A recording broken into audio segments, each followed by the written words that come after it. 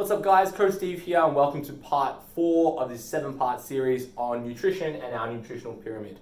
In part 1, we talked about adherence and how adherence is the most important aspect to any diet, because if you simply don't follow the diet, it's not going to work. Next, we want to make sure that we're balancing our energy intake, and we do that through manipulating our calorie intake. Next, we want to make sure that we're having adequate amounts of protein so that we can function as a human, so that we can maintain our muscle mass, and then we also utilize protein for the other effects that it has on our body, such as helping us to feel full, and then the thermogenic effects that it has on our body.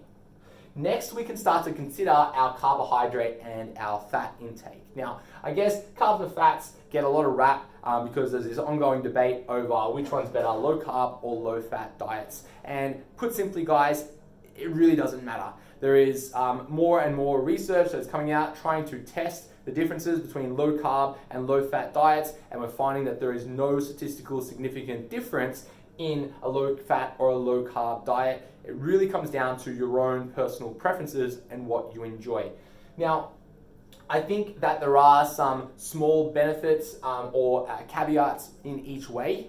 First of all, when we think about our macronutrients, so our protein, carbs, and fats, we can first consider the energy intake of each molecule. So proteins will have 4 calories per gram of protein, a carbohydrate will have 4 calories per gram of carbohydrate, and finally fats have 9 calories per gram of fat. So here, just looking at these numbers, we can see that fats need to be monitored quite well so that we don't overconsume calories, right? So if you are choosing to have a low carbohydrate diet but then a high fat diet, the difference between 100 grams of fats and 101 grams of fats will be 9 calories. And then if you multiply that, if you just say have one extra bite of a food that is high in fats, that could be a slippery slope to increase your overall energy in, which will be the reason why you don't change your body weight.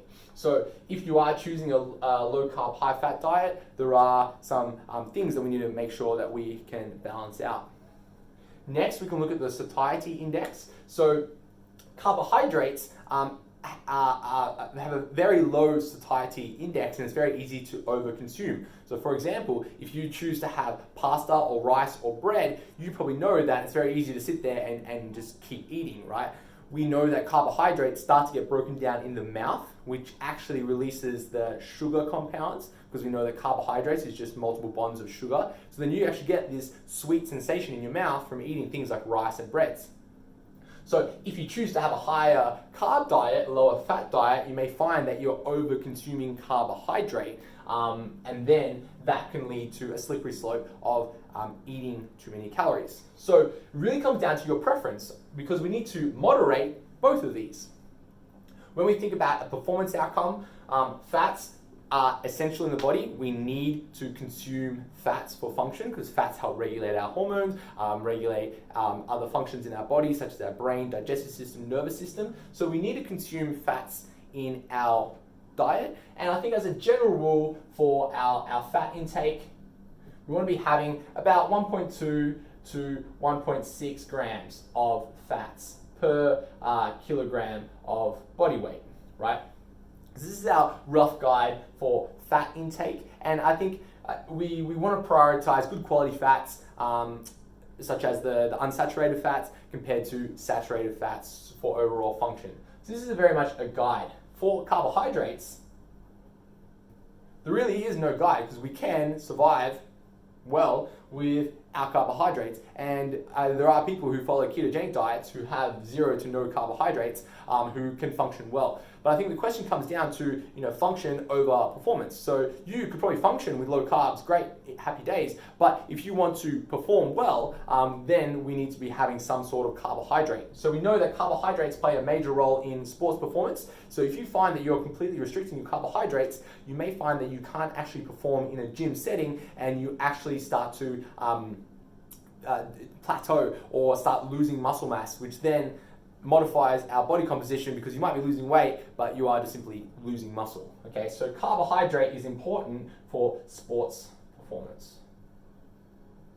Now, when we're talking about carbohydrate, we can start to think about the glucose molecules, so that's where we're talking about sugars, and then glycogen, okay? So glucose would be the most simplest form of a carbohydrate, and carbohydrate being multiple bonds of glucose. When they enter our body, they get broken down, and then they are stored in our bloodstream as sugar or as glucose. It then goes towards our muscle belly, and then it's stored in a muscle belly as glycogen, okay? Same thing, just stored in the muscle belly.